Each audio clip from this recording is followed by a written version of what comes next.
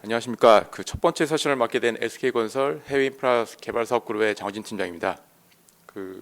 코로나 사태로 인해서 이 웹비나라는 어떤 하나의 테마가 관심을 많이 받고 있는데, 저도 그런 기회에 동참하게 돼서 개인적으로 영광이자 또 한편으로는 그 새로운 경험을 겪게 돼서 참 의미 있는 시간인 것 같습니다. 금일 저는 제 그 해외 인프라 개발 사업 그 투자 경험에 근거해서 투자 개발형 사업에 대한 각종 변수와 성장 조건에 대해서 여러분들께 말씀드리고자 합니다. 먼저 투자 개발형 사업이라는 그 용어에 대한 정의부터 먼저 간단하게 시작하고자 합니다. 투자 개발형 사업은 말 그대로 사업자가 기획부터 운영까지 전 단계를 맡아서 시행하는 사업을 일반적으로 의미합니다. 특히 제가 담당하고 있는 인프라 사업에서는 PPP 방식이 대표적인 사례로 자주 언급되고 있습니다. 건설업체의 입장에서 그 일반 EPC 사업과 PPP 사업을 간단히 비교함으로써 투자 개발형 사업을 한 번 더 설명해드리고자 합니다. 먼저 정부 예산으로 시행되는 EPC 방식과 달리 이 PPP 사업은 순수 민간 재원으로 사업이 시행되게 됩니다. 대표적인 약정 방식으로는 이제 PF 금융 약정 방식이 있다고 되어 있습니다. 일반 EPC 사업은 수익 구조가 건설기관의 시공 이윤으로 제한된 반면에 PPP 사업에 있어서는 시공 이윤뿐 아니라 사업기간 전체에 걸쳐서 발생하는 그런 비즈니스 모델에서 발생하는 이익을 수익 구조의 대상으로 하고 있습니다. 투자비 구조로서는 일반 EPC 사업은 단순히 공사비에만 국한되지만 PPP 사업은 이 설계 공사비뿐 아니라 사업에 소요되는 제반 비용을 모두가 다 컨트롤해야 되는 그런 구조입니다. 아울러 EPC 사업은 건설만 무사히 책임지면 되지만 PPP 사업은 건설뿐 아니라 사업 전기간에 걸쳐 발생하는 운영 리스크 등 모든 리스크를 총체적으로 관리해야 하기 때문에 일종의 종합예술이라고 볼 수 있습니다.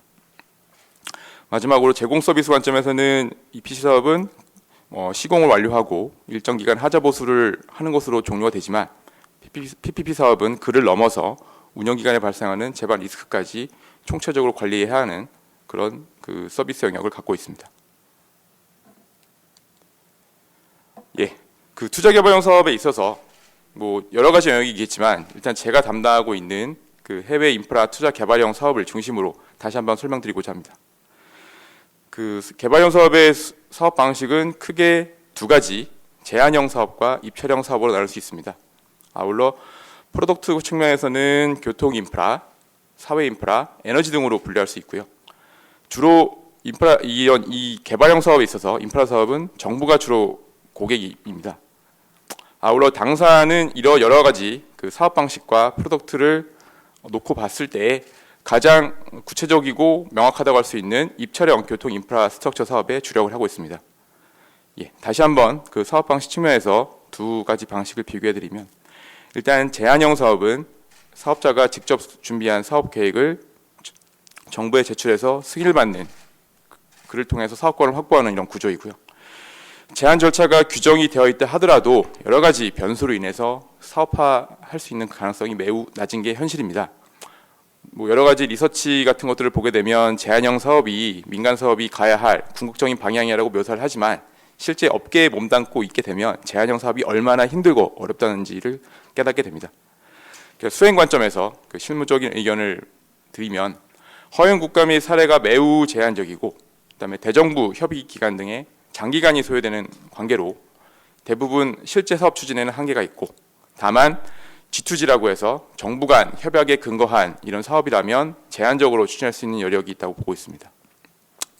그 다음 저희가 집중적으로 참여하고 있는 입찰형 사업에 대해서 말씀을 드리면, 일단 정부가 입찰 안내를 하게 되면 거기에 맞게 사업 계획을 작성해서 평가를 통해 사업 계획서를 제출하고 평가를 통해 사업권을 확보하는 그런 방식이고요. 경쟁을 통해서 사업자를 선정하기 때문에 기술, 가격 모든 측면에서의 경쟁력이 요구됩니다. 가장 보편적인 방식이긴 하지만 경쟁이기 때문에 업체들이 참여하는 걸 꺼려하지만 말씀드린 바와 같이 가장 구체적이고 현실 가능성이 높기 때문에 저희가 경쟁력을 확보할 수 있다는 전제하에 주로 추진하는 사업 방식입니다. 공종별로는 교통, 사회, 에너지 다양한 분야가 있지만 저희는 교통 인프라 스트럭처에 주력하고 있고요. 에너지 분야에서는 그 수력 사업이 그 토목 사업에 해당되기 때문에 저희가 같이 그 관심을 갖고 지켜보고 있습니다. 예, 앞서 말씀드린 그 교통 인프라스트럭처 사업 관점에서 당사가 참여하고 있는 4가지 사업을 간단히 소개드리도록 하겠습니다. 저희는 그 터키 유라시아 터널을 시초로 해서 총 4건의 교통 인프라 사업을 참여 중입니다. 그 당사가 경쟁력 발휘가 가능하면서 사업 구체화 가능성 및 타당성이 높은 사업들을 선별해서 적극적으로 추진 중에 있습니다. 네, 먼저 유라시아 터널 말씀을 드리면 일단 5.4km의 그 터키, 아시아, 유럽을 잇는 그 해저 터널 공사이고요. 터키 어떤 사업의 특성상 그 디맨드 리스크, 그러니까 즉 그 운영 실적에 대한 리스크에 노출돼 있지만 정부가 그 최소 수입, 운영 수입 보장을 지급하는 방식으로 그 진행되고 있는 사업입니다. 저희는 그 출자 50%, 시공 50%의 그 비중을 갖고 참여하고 있고요. 특징으로는 이게 터키 최초의 교통 PPP 사업이 되겠습니다. 네, 그 다음으로는 그 차나칼레 도로 교량 사업입니다. 그 3,600km의 3,600m의 현수교가 포함되어 있고 84km의 접속도로 또한 포함되어 있습니다. 현재 건설 중이고요. 그 사업 방식은 유라시아 터널과 마찬가지로 디맨드 리스크지만 그 최소 운영 수입 보장이 그 제공되고 있는 사업입니다. 그 저희 대림, 야피, 리막 등 그 총 3개 회사 해서 저희까지 4개 회사가 동일한 지분으로 참여하고 있습니다. 특징으로는 세계 최장 현수교가 되겠습니다. 그 다음에 알마티 순환도로 사업입니다. 네, 그 총 66km의 도로를 건설하는 사업이고요. 정부가 어벨리비티 페이먼트, 즉 확정 수익을 운영 기간 중에 지급하는 사업입니다. 예, 저희는 그 두 터키 회사와 함께 그 3분의 1씩의 지분으로 참여하고 있고요. 특징으로는 역시 CIS 최초의 교통 사업이라고 할 수 있습니다. 네, 마지막으로 가장 최근에 저희가 수주한 영국 실버타운 사업입니다. 그 하저 터널 1.4km를 건설하는 사업이고, 그 런던 교통공사가 그 에버리티 페이먼트를 지급하는 사업이고요. 저희는 그 건설 관점에서는 스페인의 페로비아, 네덜란드의 밤과 함께 참여하고 있고, 저희 출자 지분 10%, 시공 지분 20%로 참여하고 있습니다. 특징으로는 역시 한국 기업 최초의 선진국 PPP라고 할 수 있습니다. 사실 세계에는 뭐 인프라 PPP 사업이 저희가 생각하는 이상으로 많이 있습니다만, 그 저희가 참여한 사업들에 이렇게 많은 타이틀이 있다는 것은 그만큼 그 한국 기업들이 참여하는 기회가 적었다는 걸 의미할 적었다는 것을 의미하는 그 반증이라고 볼 수 있겠습니다.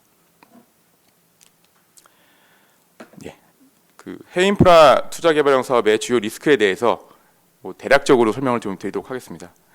일단 투자 개발형 사업은 앞서 말씀드렸다시피 그 사업 개발의 전 과정을 책임지고 수행해야 하고, 또 준비 기간 포함 사업 기간이 매우 장기이기 때문에 생각지도 못한 다양한 리스크에 노출되기 때문에 장기적인 시각에서 꼼꼼한 준비, 적극적 대응이 필요하다고 하겠습니다. 네, 대표적인 리스크를 제가 나열을 해봤습니다. 일단 입찰뿐 아니라 준비 기간에 대략 2에서 4년 정도가 소요되고요. 건설 기간은 최소 3년, 뭐 길게는 5년을 넘어 6년, 7년까지 소요되는 경우가 많습니다. 운영 기간은 약 15년에서 25년 정도가 소요되는 걸 같고요.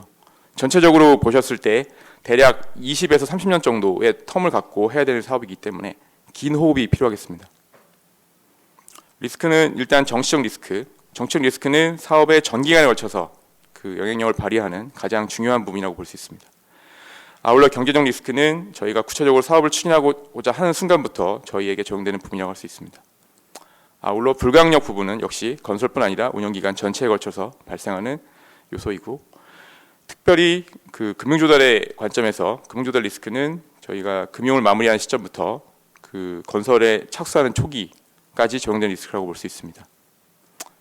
그다음에 건설과 운영기간 초기까지는 설계건설 리스크에 노출이 될 수 있고요. 오히려 운영기간에 있어서는 운영 리스크 및 실적 리스크가 있다고 하겠습니다. 네, 그 하나하나 리스크에 대해서 저희가 그 당사가 겪었던 부분들을 대략적으로 말씀드리면서 그 리스크에 대한 내용을 소개해드리고자 합니다. 일단 정치경제 리스크에 있어서는 사실 가장 기본적인 부분입니다. 어떤 저희가 사업을 할 때 일단 국가의 이름만 들어도 이 사업을 해야겠구나 말아야겠구나라는 판단이 서게 됩니다.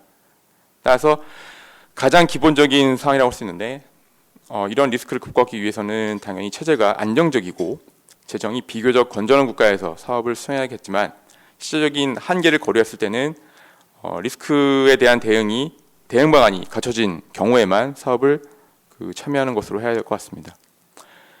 하나의 이제 사례를 들면 저희가 참여했던 카자흐스탄 알마티 순환도로 사업을 보게 되면 입찰 공고가 났을 때부터 현재까지 어떤 환 흐름을 보시면 저희 입찰 공고가 2015년 1월 달에 나왔습니다. 그때는 달러 대 탱게 환율이 184였습니다. 근데 저희가 입찰서 제출을 앞두고 정부에서 자유변동 환율제를 도입을 했습니다. 그 직후 환율이 2배 가까이 폭락을 했습니다. 그래서 입찰 준비하는 데 있어서 일대의 혼란이 있었습니다. 다만 이런 혼란을 잘 극복을 하고 저희가 2018년에 실시협약까지 체결을 하였습니다. 다만 안타깝게도 이 코로나 사태로 인해서 최근에는 환율이 그전까지는 심리적인 저항선으로 생각했던 400을 넘어섰습니다. 그래서 428까지 올라온 상황이고요. 저희가 이제 터키 사업을 2건을 추진하고 있는데 그 터키 환율도 같이 보시게 되면 저희가 최근에 참여한 차나칼레 이 사업은 2016년 11월에 입찰 안내서가 공고가 되었습니다. 그 당시에는 탱게 달러 환율이 3.1였는데 이게 이제 현재는 6.9, 7을 넘어서고 있습니다. 한때 7 가까이 가선 적이 있었는데 역시 심리적 저항성을 생각했던 7이 곧 이제 무너질 것이라는 그런 전망도 나오고 있어서 이런 환율만 놓고 봤을 때 시점이라고 한다면 역시나 정치 경제적으로 안정적인 국가의 사업을 수행하는 게 기본적인 원칙입니다. 아울러 그렇지 못하다면 장기간 PPP 사업을 수행을 해서 사업에 대한 이해도가 높고 제도가 잘 구비된 국가의 사업을 수행하는 게 원칙일 것 같고요. 아울러 그렇지 못할 경우에는 최소한의 안전장치로서는 환율 관련된 어떤 대응 체계가 구비된 이런 국가의 사업을 해야겠다. 그래서 저희가 터키 같은 경우는 모든 지급이 이제 달러 또는 유로화로 연동되어 지급되기 때문에 일단 근본적으로 사업에서 방어 체계가 갖춰져 있고요. 저희가 아직 사례는 없지만 남미 상국의 경우에는 일부 USD 연동으로 지급되는 경우가 있기 때문에 근본적으로 환율에 대한 대비책이 마련되어 있는 상황입니다. 다음으로 정치 비정치적 불가항력입니다. 이 부분도 사실 앞에서 말씀드린 것처럼 체제가 안정적인 국가의 사업을 수행함으로써 사전 대응이 가능하지만 근본적으로 모든 개별 사업들은 그 사업의 조건을 규정한 실시협약이라는 사업자와 정부 간의 협약에 모든 내용이 반영되기 때문에 그 내용을 사전에 꼼꼼히 검토해서 저희가 이런 불가항력이 발생했을 때 충분히 보상을 받을 수 있는지를 확인한 다음에 사업을 추진하겠습니다. 굳이 시사점을 말씀드리지 않더라도 현재 지금 하나 사례를 말씀드리면 코비드 19 때문에 여러 가지 지금 전 세계적인 모든 PPP 사업이 영향을 받고 있습니다. 예를 말씀드리면 캐나다에 있는 유료도로 중에 유명한 유료도로가 ETR 407이라는 도로가 있습니다. 이 도로 사업의 교통량이 3월 마지막 주차에 1년 전 대비 66%가 감소했다고 합니다. 자, 이 정도면 운영 비용까지도 영향을 줄 수 있는 수준의 운영 수익 감소입니다. 아울러 프랑스 방시의 에어포트 부문에서도 1분기 이용객 수가 1년 전 대비 21%가 감소했다. 이탈리아의 대표적인 도로 투자사인 아틀란티아 같은 경우는 역시 3월 마지막 교통량이 76%가 감소했다.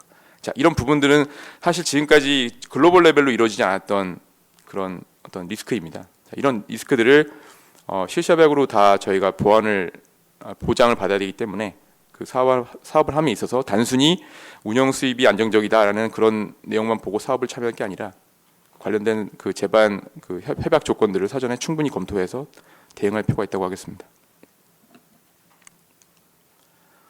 특별하게 이제 금융조달 리스크를 말씀을 드렸습니다. 사실 금융조달 부분은 사업 개발 단계에서 크게 조명을 받지 않는 부분이지만 사실 저희가 한번 경험해 보니까 이게 만만치 않은 리스크다라고 해서 특별히 부각을 시켰습니다. 저희가 첫 번째로 참여했던 터키 유라시아 터널 사업 같은 경우에는 저희가 2008년에 우선협상 대상자로 지정되었지만 마침 그때 때마침 일어났던 글로벌 금융 위기로 인해서 금융협정이 사실상 불가능한 상황이었습니다. 다만 2013년 금융협정을 할 때까지 약 4년의 기간 동안 저희가 내재적인 부분들을 다질 수 있었던 계기가 되었기 때문에 성공적으로 극복하는 사례였다고 하지만 다시금 생각해 보면은 참 돌이키고 싶지 않은 경험이라고 할 수 있습니다. 사실 PF라는 것들이 정상적인 시장 체계 하에서는 언뜻 가까이 있는 것처럼 보이지만 막상 이제 금융을 클로징하는 시점에 있어서 금융시장이 왜곡된다거나 돌발 변수가 발생했을 때는 그 금융 조달 어떤 그 기간을 무한정 늘리게 되고요. 이에 따라서 저 당초 예상했던 사업비라든지 그런 부분들에 많은 영향을 미치기 때문에 사업을 시행함에 있어서 금융이 조달이 좀 곤란하겠다는 어떤 관측이 있다면 무리하게 사업을 추진할 것이 아니라 한숨 고르면서 금융시장이 안정될 때까지 그 사업 진행 시점을 미루는 것도 하나의 방편이라고 볼 수 있겠습니다. 네, 설계, 건설 및 운영 리스크입니다. 사실 저희가 건설 기업이기 때문에 개발 사업이라고 하지만 사실 기본적으로 건설 역량이 갖춰져 있지 않다면 개발형 사업에는 참여하지 않는 것이 맞습니다. 다만 해외 인프라 사업을 함에 있어서 플랜트 사업과 달리 한국 기업들의 해외 인프라 즉 토목 시공 경험은 현지에 있는 업체들이라든지 글로벌 건설사 대비 일처한 것이 현실입니다. 따라서 저희의 고유 역량을 개발하는 것도 중요하지만 현지 경험이라든지 특정 공정에 있어서 강점을 지닌 파트너사들과의 사전 제휴가 반드시 필요하게 됩니다. 1차적으로 이런 식으로 사업을 시작할 수 있지만 장기적으로 사업을 계속 영위하기 위해서는 해당 중점 국가에 대해서는 자체 시공 역량을 반드시 확보해야 합니다. 구체적으로 말씀을 드리면 인프라 사업 같은 경우는 플랜트와 달리 공사 대상 목적물이 공간상으로 폭넓게 분포를 하고 있고 또 이해관계자들이 엄청나게 많기 때문에 이런 부분들을 소화할 수 있는 현지 또는 글로벌 건설사와의 파트너십이 필수적이고요. 그래서 저희는 항상 사업의 검토함에 있어서 이런 파트너사들과 저희가 파트너십을 구축할 수 있냐를 우선적으로 판단한 다음에 사업을 검토하고 있습니다. 다만 저희가 내부적으로 살펴본 바 이런 글로벌 현지 업체의 풀이 상당히 제한적이라는 걸 알 수 있습니다. 건설 관련 분야에서 가장 유명한 ENR이라고 하는 잡지에서 매년마다 도출하는 ENR (International Contractor Ranking을) 살펴보면 약 100위권 내에 있어서도 상당히 제한적인 업체들만이 이런 PPP 인프라스트럭처 사업을 수행하는 것을 알 수 있습니다. 그래서 대표적인 업체들을 소개해 보면 스페인 같은 경우는 6대 건설사가 존재합니다. 이 6대 건설사가 사실상 자국 사업뿐 아니라 해외 사업을 가장 적극적으로 추진하는 주체이기 때문에 한국 기업들 입장에서는 가장 파트너십 하는 데 있어서 우선적으로 찾게 되는 그런 사례라고 하겠습니다. 물론 프랑스에는 메이저 3대 건설사 방시, 브이그, 이파지 3대 건설사가 존재하고요. 그다음에 유럽에 있어서는 혹티프, 스트라박, 그다음에 스칸스카, 살리니, 로얄밤, 포르, 모타엔질이라는 이런 업체들이 존재를 합니다. 그래서 스페인, 프랑스, 기타 유럽 업체들과의 제휴를 하게 되면 해외 PPP 사업을 수행하는 데 있어서 다소 안심을 할 수 있는 상황이라고 볼 수 있습니다. 다만 캐나다랑 호주 같은 경우는 좀 상황이 틀립니다. 캐나다, 호주는 자체적으로 큰 국가지만 현지 업체들의 비중이 높기 때문에 이 현지 업체들과의 파트너십이 필수적이지만 현지 업체의 특성상 저희가 다가가기는 좀 거리가 있는 것 같아서 좀 저희도 장기적 관점에서 긴 호흡을 갖고 접근하고 있습니다. 특별히 운영 관점에서는 도로 관점에서는 이지스, 인터톨이라는 두 개의 글로벌 도로 운영사가 존재합니다. 물론 수력 발전이나 다른 프로덕트에는 그 분야의 전문적인 현지 운영사가 존재하겠지만 도로 분야에 있어서는 이 두 업체가 글로벌 수준의 사업을 추진한다고 볼 수 있습니다. 네, 또 마지막으로요. 실적 리스크라고 제가 정리를 했습니다. 사실 실적 리스크라고 하는 부분은 보통 개발을 투자형 사업이라고 하면 운영에서 발생하는 수익을 저희들이 위아래 다 감내하는 이런 사업이라고 보일 수 있는데 실제적으로 운영 변수라는 것들을 저희가 장기적으로 합리적으로 예측할 수 없기 때문에 기본적으로 사업 초기부터 어느 정도 운영 실적을 가늠할 수 있는 프로젝트부터 참여하는 게 기본적인 접근 방법입니다. 그래서 확정 수익을 지급하는 AP 방식이나 운영 수익 리스크를 제한할 수 있는 그런 최소 운영 수익 보장 등이 제공되는 사업들을 추진함으로써 근본적인 리스크가 해소가 가능합니다. 다만 이런 운영 수입과 관련된 이 제도가 각 지역별로 특성이 있고요. 결국에는 그 지역별 특성이 있다 보니 저희들이 참여할 수 있는 시장들이 거기에 맞게 규명이 되는 것 같습니다. 그래서 전체적으로 전 세계를 놓고 한번 개괄적으로 설명을 드리면 터키는 특별히 저희가 관심을 갖고 있는 시장이기 때문에 다른 지역과 분리해서 따로 설명을 드리고 있고요. 유럽 쪽 같은 경우는 전체적으로 AP 방식이 일반적입니다. 다만 서유럽 쪽에서는 그 EU 트리티라고 해서 그 EU 국가들이 아무래도 그 EU 시스템 전체에서 부채라든지 재정 적자를 통제하고 있기 때문에 그 부분에 영향을 미치지 않는 PPP 방식에 대한 그 제도상 그 어떤 그 제약 사항을 풀어주고 있기 때문에 그 부분을 활용하고자 서유럽 국가들이 PPP 발주를 지속하고 있습니다. 네, 동유럽 같은 경우는 아직 PPP 사업이 많지는 않지만 지금까지 받아왔던 EU 기금, EU 인프라 기금의 혜택이 축소되는 상황이기 때문에 그에 대한 대안으로 PPP를 지속적으로 발주하고자 하는 가능성을 엿볼 수 있습니다. 호주, 미국, 캐나다는 지속적으로 PPP를 꾸준히 발주하는 국가입니다. 다만 한국 기업 입장에서는 현지 인프라 그 참여 실적이 미비하기 때문에 아직까지도 접근하기엔 좀 어려운 시장으로 지금 보여지고 있고요. CIS 아시아 같은 경우는 아직 PPP를 추진하기엔 그 기반이 갖춰져 있지 않은 국가라고 보여집니다. 아울러 중남미 같은 경우도 지속적으로 PPP를 하고 있지만 역시나 한국 기업들이 인프라를 시행한 경험이 많지 않기 때문에 역시나 그 가까이 하기엔 아직까지는 조금 어려운 시장으로 보여지고 있고요. 중동 아프리카 같은 경우는 아직 PPP를 제대로 시행했다고 보기 힘들다고 할 수 있습니다. 저희 관점에서는 전체적으로 봤을 때 그 각 지역에 강점을 가진 업체들하고의 파트너십을 모색하는 한편 그 아직 PPP가 체계적으로 갖춰지지 않은 국가들은 일단 구체적인 제도가 갖춰질 때까지는 지켜보는 관점에서 접근을 하고 있습니다. 여기까지 설명을 좀 드렸고요.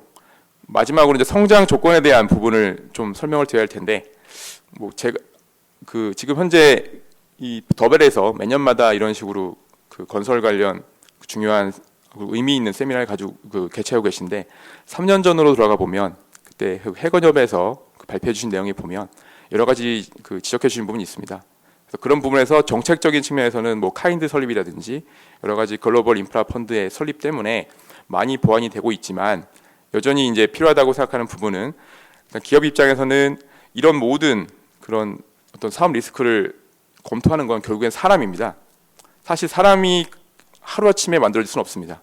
저 개인적인 경우도 국내 해외 민자 사업을 10수년을 했지만 아직까지도 그 배울 내용이 많습니다.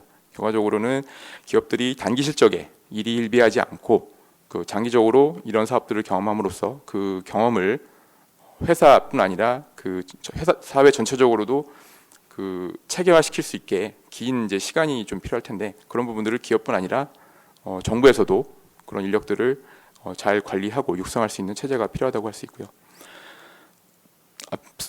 저희 이제 한국 기업들이 주로 이제 주도적으로 사업을 추진할 수 있다고 보여지는 국가들이 주로 아시아 국가들이나 저개발 국가들입니다. 근데 말씀드렸다시피 아시아나 저개발 국가들은 이런 시스템이 잘 갖춰져 있지 않습니다.